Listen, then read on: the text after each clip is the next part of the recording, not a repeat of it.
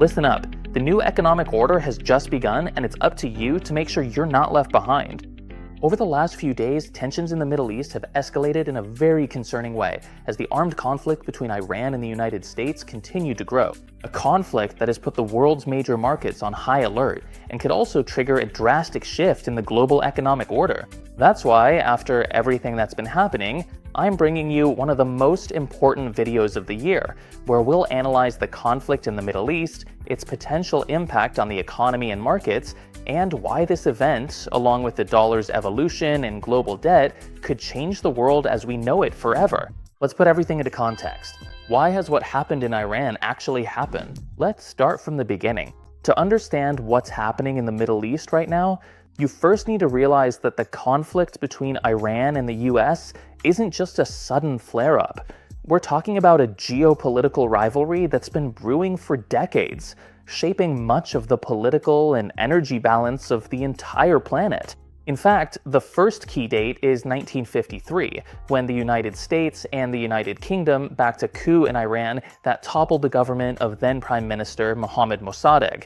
This happened after he decided to nationalize the country's oil industry, which directly clashed with the interests of the major Western companies that dominated production in the region. After that coup, the Shah of Iran consolidated his power with Western backing, maintaining a very close relationship, it must be said, with the United States for decades, and turning the country into one of Washington's key strategic allies in the Middle East. However, everything changed radically in 1979 with the Islamic Revolution, a movement that ended the Shah's regime and gave way to the Islamic Republic led by Ayatollah Khomeini, establishing a completely different political system that was deeply critical of Western influence in the region. In other words, from that moment on, relations between Iran and the United States were practically severed completely. In fact, this was the start of a rivalry that for decades has manifested through economic sanctions, military tensions, proxy conflicts, and, above all, a constant struggle for control and influence in the Middle East.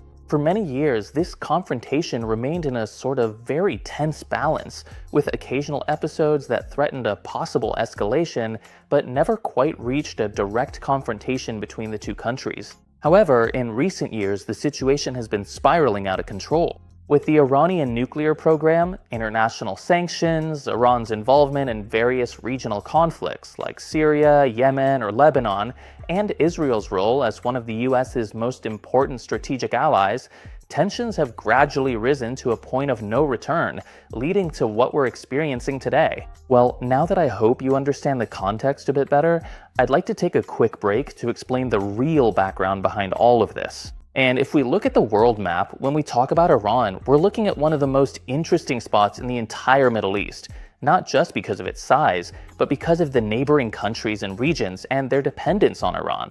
And if you look closely at the bottom part of Iran, right between the Gulf of Oman and the Persian Gulf, we find one of the most important trade routes in the world, the Strait of Hormuz, which is the route through which practically 1/5 of the world's supply of energy, raw materials, such as oil and natural gas, passes.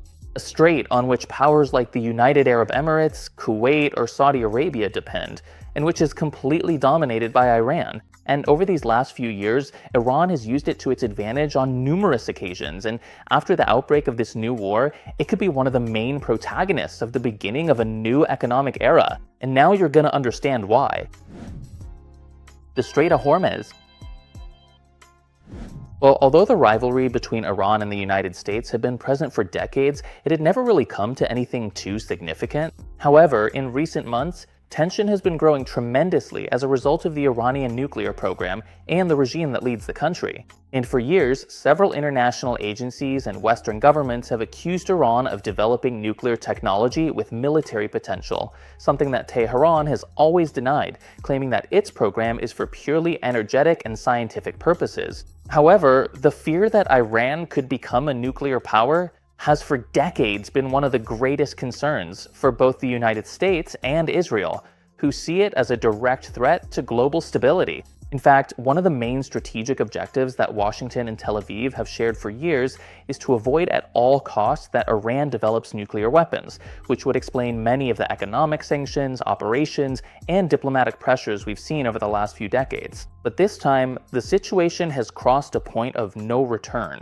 And mind you, I'm not just saying this, but according to various reports, recent leaks, or even allegations from the United States, in recent weeks, the progress of the Iranian nuclear program has reached a very sensitive point, thus accelerating the military response from the United States. To all this, we must add the second key element we mentioned, which is the country's regime. And without boring you too much with politics or religious beliefs, since the Islamic Revolution of 1979, tensions with the United States haven't stopped growing, which has made recent negotiations and possible agreements between both powers very difficult, ultimately leading to the scenario we're experiencing right now. And here another super important factor comes into play, which is the energy supply. Because if we go back to the map we mentioned earlier, although this route might seem small, think about how every day thousands of barrels of oil from countries like Saudi Arabia, Kuwait, the United Arab Emirates, or Iraq pass through this strait, making that tiny dot on the map a real energy artery for the entire global economy. And of course, as you can imagine, after the attacks by the United States and Israel, Iran has started to tighten its grip on the strait, recently announcing its closure and also launching a major offensive against some of the most strategic energy points in the entire region. And in recent days, we've seen targeted attacks on oil infrastructure and energy complexes in various parts of the Persian Gulf, including key facilities in countries like the United Arab Emirates or Saudi Arabia, two of the largest oil exporters on the entire planet. And of course, when a region that produces such a significant portion of the world's energy starts suffering these direct attacks on its oil infrastructure and export routes, the impact on the markets, my friend, doesn't take long to appear. For that very reason, in a matter of days, we've started to see sharp movements in oil prices, tensions in maritime shipping, rises in energy costs, and above all, growing concern among governments and investors about how this conflict might evolve if the situation keeps escalating. Yes, but why is that, Hugo? Because when oil prices rise sharply, it inevitably ends up trickling down to the real economy. Since when the price of oil goes up, transportation costs rise, the price of gasoline goes up, production costs increase, and in general, the entire economy starts to feel that inflationary pressure. That's why there's so much uncertainty. Because beyond the war or political tensions, the real risk worrying the markets right now is that prices and inflation will skyrocket, or that we'll see loans getting more expensive again and a cooling of consumer spending. In short, that we could enter another severe recession that destabilizes the global economy. And this is precisely where the conflict starts to connect with something much larger. Because what we're seeing right now in the Middle East is a pretty clear sign that the energy and economic balance that has dominated the world for decades could be starting to shift. And now we're going to analyze it in detail. But first, I'm going to take a quick break to talk about our partner Kraken, which, as you probably know, is the exchange I've been using personally for over 7 years. And Kraken has just launched a very interesting new product called X Stocks, which basically allows you to invest in US stocks and ETFs, but in a tokenized format within the platform. But what exactly does this mean? Well, it means that right now we can have exposure to companies like Apple, Tesla, Nvidia, or even ETFs like the S&P 500 through tokens that represent these real shares and are backed one-to-one by the original securities. In total, there are currently over 60 assets available, and the most interesting part is that you can start with very small amounts, as little as €1, without needing to buy a full share, as is the case with many brokers. Plus, the best part is that these positions can generate on-chain dividends that are automatically reinvested into the asset itself, increasing its value over time.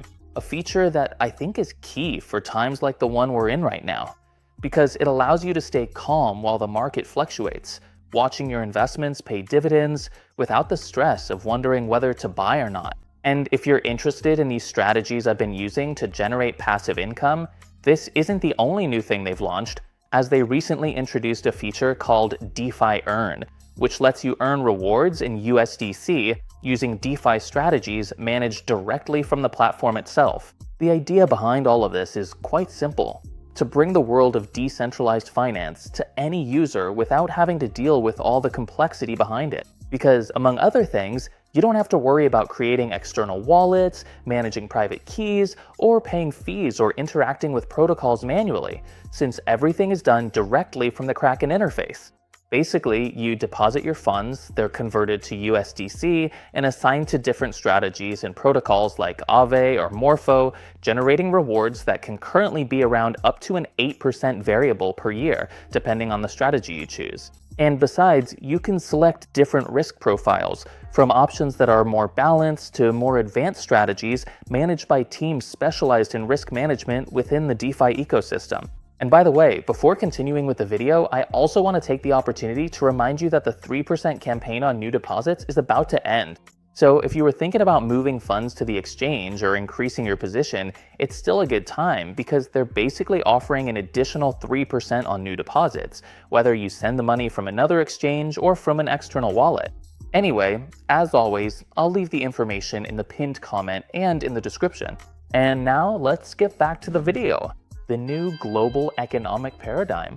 Now, if we take a step back and look at everything that's happening from a slightly broader perspective, the conflict we're seeing right now in the Middle East isn't just a regional war and another geopolitical escalation among all those we've seen throughout recent history. Because what's happening could be a fairly clear sign that the economic system that has dominated the world for the last few decades is starting to change little by little. And for years, the global economy has operated under a logic focused on globalization, a model in which each country specialized in what it could produce as efficiently as possible, thus creating a huge international trade network where raw materials, energy, technology, and manufactured products constantly traveled from one point of the planet to another. For example, much of the industrial production moved to Asia, where labor costs were much lower, while regions in the Middle East established themselves as one of the planet's major energy production centers, supplying oil and gas to Western economies that specialized more in consumption, services, and technology. Because for decades, yes, this model worked quite well. As companies reduced costs, consumers accessed increasingly cheaper products, and international trade never stopped growing. However, what for a long time seemed like a strength of the global economic system has now begun to be seen as a very dangerous weakness. Because as we saw last week in a video, which by the way I'll leave in the description in case you're interested in going deeper into this topic, when an economy depends on so many aspects it doesn't control and is extremely interconnected, well, any conflict that affects one of those strategic points can cause a domino effect on the rest of the system. This is something we started to see very clearly in the year 2022 with the whole conflict between Russia and Ukraine, because for years Europe had built a large part of its energy model on Russian gas. A relationship that, yes, seems stable and beneficial for both parties, but when the conflict broke out and economic sanctions began, that energy dependence turned overnight into one of the biggest problems for European economies,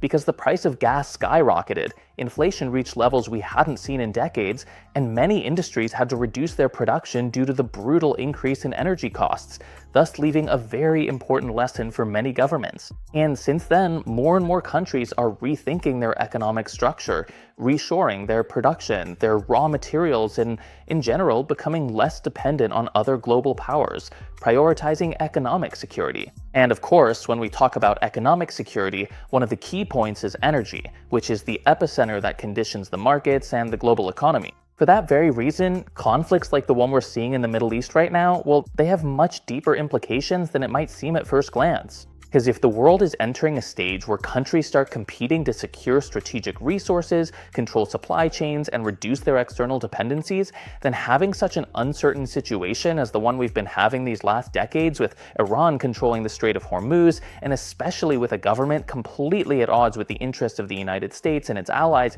it automatically becomes one of the biggest points of friction within the global economic system. Because in the end, when we talk about geopolitics, it often seems like everything revolves around ideologies, military conflicts, or power struggles between governments. But if we analyze recent history well, in many cases, the true background always ends up being the same, which is the control of strategic resources.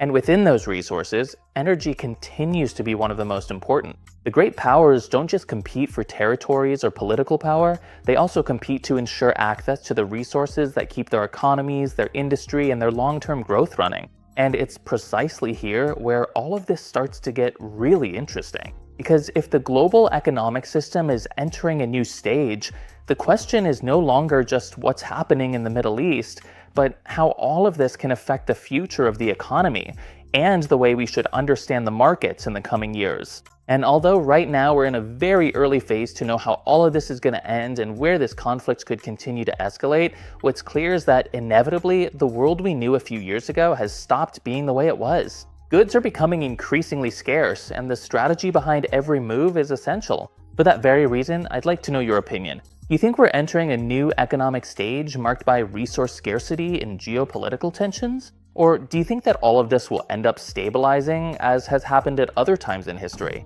Well, I'll read you in the comments, and if you liked this analysis, don't forget to leave a like, subscribe to the channel, because over the next few weeks, we're going to continue analyzing all these changes that could mark the future of the markets. See you in the next video. Save to invest and have healthy pockets.